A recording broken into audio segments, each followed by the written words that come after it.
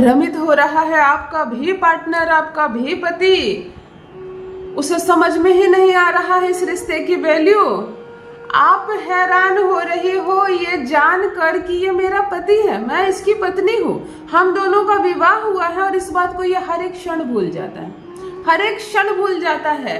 एक विवाह कितनी मुश्किल से होती है, केवल लड़की की नहीं, लड़कों की भी। अब तो लड़कियों की शादी बहुत जल्दी हो जाती है, लेकिन लड़कों को लड़कियां नहीं मिल रही है, इस बात को समझो। और समय बहुत तेजी से आगे बढ़ रहा है, वो समय दूर नहीं है कि जब लड़कों को लड़कियां नहीं मिलेंगी। बड़े मुश्किल से, बहुत छानबीन कर, बहुत देख कर ही कोई लड़की का पिता अपनी बेटी देगा आपके घर में।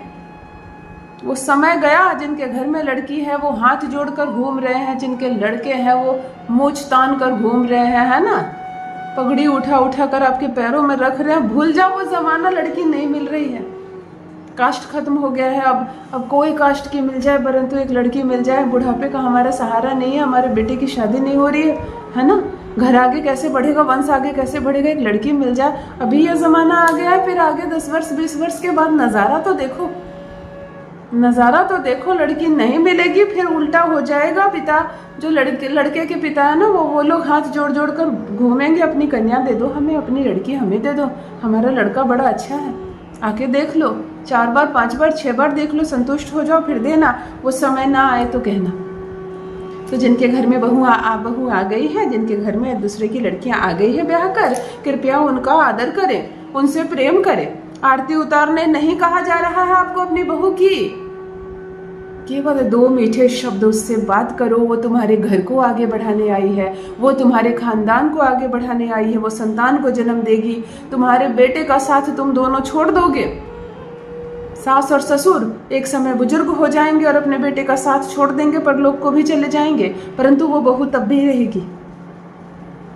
सब कुछ ठीक रहा तो वो बहू तब भी रहेगी, तुम्हारे बेटे का साथ जीवन भर देगी, बच्चों को जन्म देगी, इस घर को, इस वंश को आगे लेकर जाओगी। क्यों दुत्कार रहे हो उसको, क्यों गालियां दे रहे हो, बिना मतलब आरोप लगा रहे हो, उसका दिल इतना दुखी कर रहे हो कि ना चाहते हुए भी वो कड़वी हो जा रही है तुम दोनों के प्रति। फिर बाहर कहते फिर रहे हो हमारी बहू अच्छी नहीं है, हमारे बुढ़ापे का सहारा बनाकर लाए थे उसको, हमें टाइम पर खाना नहीं देती है, हमें अच्छे से बात नहीं करती है। प्रथम अपने व्यवहार को याद करो। वो कन्या सर झुकाकर मुस्कुराकर आई थी, तुमने कौन सा रूप दिखाया था उसे। लड़कियां भी चेंज हो जाती है समय के साथ, उसे लगातार अपमानित किया जाए, लगातार गालियां दी जाए, लगातार उस पर आरोप लगाया जाए और वो बेगुनाह है, वो अच्छे है, तो धीरे धीरे वो कड़वी हो जाती है। और ये नेचुरल है, ये नेचुरल है, वो साधु थोड़े ही ना है, वो लड़की है।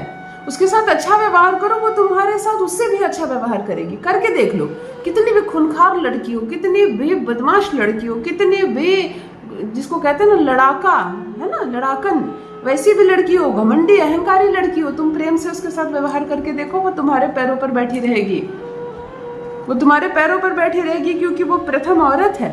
औरत के जो गुण परमात्मा देते हैं ना औरतों में, वो हर औरत में होते हैं। ये जो अहंकार है, घमंड है, उसकी जिह्वा है, उसकी जिह्वा पर मत जाओ। अगर आपको भी ऐसा लग रहा है कि ससुराल में आपको लगातार लज्जित किया जा रहा है, अपमानित किया जा रहा है, और इस ससुराल में आप ना रहें, हर वो मुमकिन प्रयास किया जा रहा है कि इस ससुराल से आप बाहर चले जाओ, मुझे ये शादी नहीं निभानी है, पति अलग कह रहा है मुझे तुमसे शादी नहीं निभानी है, मुझे तलाक चाहिए, मैं तुम्हारे साथ नहीं रहना चाहता हूँ, तुम अपने पिता के घर चली जाओ। कुछ लड़कों ने बड़ा आराम सा देख लिया है, शादी कर लिया, लड़की को उसके मायके पहुंचा दिया, शादी करके लड़की को उसके मायके पहुंचा दिए, वहीं जा रहे हो, आ रहे हो, मिल रहे हो, इसी बीच में बच्चे भी हो गए, बच्चे भी बड़े हो गए, तुम अपने घर में आराम से रहते हो, वो अपने पिता के घर रहती हो, और बच्चा बीच में बड़ा हो रहा है। इस शादी का कोई अर्थ नहीं है। चलो ससुराल इज्जत से चलते हैं, प्रेम से पति के साथ रहते हैं। जो बोली अच्छी नहीं निकल रही है, सबकी बोली मीठी निकलेगी। जो बोली अच्छी नहीं निकल रही, सबकी बोली मीठी निकलेगी। पति सम्मान करेगा, प्रेम में तुम्हारे सर झुकाएगा, तुम्हारे बिना नहीं रह पाएगा। पति तो छोड़ो, ससुराल का एक एक सदस्य तुम्हारे बिना नहीं रह पाएगा। ये चमत्कार ना हो जाए तो कहना। जान लीजिए प्रथम मैं कौन हूँ। नमस्कार दोस्तों, मैं हूँ खुशबू सिंह। बहुत स्वागत, बहुत अभिनंदन करती हूँ आप सबका अपने YouTube चैनल ज्योतिष ज्ञान में। कैसे हैं आप और घर में सब कैसे हैं? मेरे कमेंट सेक्शन में जय माता दी, हर हर महादेव अवश्य लिखें, अपनी खैरियत मुझे जरूर बताएं।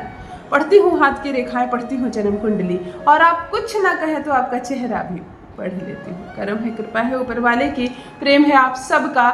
जुड़िए ज्योतिष ज्ञान चैनल से। जो भी नए भाई बहन चैनल पर पहली बार आए हो, मेरे वीडियो को पहली बार देख रहे हो, मुझसे प्रथम बार मिल रहे हो, चैनल से जुड़िए, सब्सक्राइब कीजिए, मेरे परिवार का हिस्सा बनिए। घर नहीं टूटेगा, किसी कीमत पर तलाक नहीं होगा, घबराओ मत मेरी बहनों। कितना भी आंसू बहा लिया है तुमने, कितना भी सिसक ली हो तुम, ससुराल मत छोड़ना। हर एक एपिसोड में, हर एक वीडियो में ये सलाह देती हूँ, बहन होने के नाते, मित्र होने के नाते, माँ होने के नाते, जो अपनी समझती हो तुम मुझको, जो रिश्ते से तुम मुझे देखती हो गुरु होने के नाते, एक ही सलाह देती हूँ, ससुराल नहीं छोड़ना है। बैग उठाकर, अहंकार दिखाकर पिता के घर नहीं जाना है। पिता से मिलने का मन हो जाना, मिलकर प्रेम से आना, उपहार लेकर जाना, परंतु फिर तुरंत चली आना।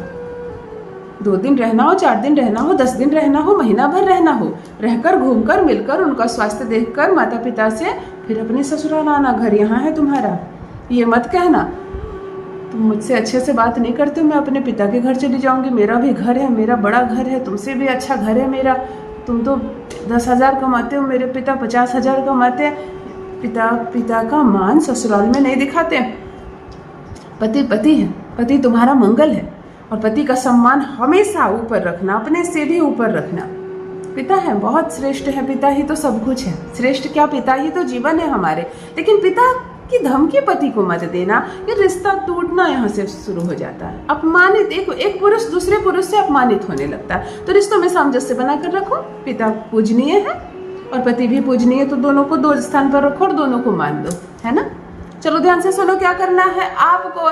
एक अद्भुत चमत्कारिक प्रयोग बता रही हो। जो खूब लड़ाई झगड़े हो और ससुराल में रहना मुश्किल हो जाए, पति एक भी बात ना माने, तो भी ये करो। एक कांच का जार ले लो जिसका ढक्कन हटा दो, कांच का ही हो, ढक्कन हटा देना, ढक्कन लगाना नहीं है।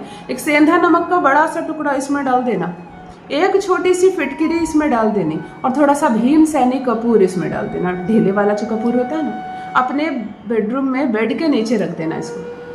पलंग है तो पलंग के नीचे। अब बोलो दीवान है, दीवान के नीचे कैसे रखेंगे। चलो, जिधर सर रहता है उस ओर रख देना, दीवान के बाहर सिरहाने की तरफ। पूरे 7 दिनों तक ये पड़ा रहे और खुला रहे। ये राहु का उपाय है। राहु से जुड़े समस्त दोष इससे शांत होते हैं, परंतु हमने इसमें मंगल लिया, हमने इसमें शुक्र लिया, है ना, चंद्रमा लिया, बहुत सारी चीज बैलेंस कर रही हूँ। 7 दिन तक ये खुला रहेगा। अब आपको चाहिए एक उल्लू का पंख, बड़ी आसानी से मिल जाता है, जहाँ ये सब चीजें मिलती हैं ना, वो सब मिल जाएंगी तुमको। एक उल्लू का पंख लेना और अपने पति को सर से पांव तक 7 बार वार देना, चाहे वो सोई अवस्था में हो, और रख लेना इस 7 दिनों के भीतर, कोई भी दिन। और 7वें दिन ये समस्त चीजों को एक लाल कपड़े में बांधना, जो जार में तुमने सब रखा था, और इस पंख को भी, और किसी भी चौराहे पर जाकर सुनसान स्थान पर छोड़कर चली आना। केवल इतना करने मात्र से सब सीधा ना हो जाए तो कहना। जितनी बोली निकल रही है ना, तुम्हें नहीं रखना है, तुम पसंद नहीं हो, सुख शांत ना हो जाए तो कहना। ये रिश्ता चमक ना जाए तो कहना। अवश्य करें, अपना अनुभव मेरे साथ भी अवश्य साझा करें। बहुत बहुत धन्यवाद।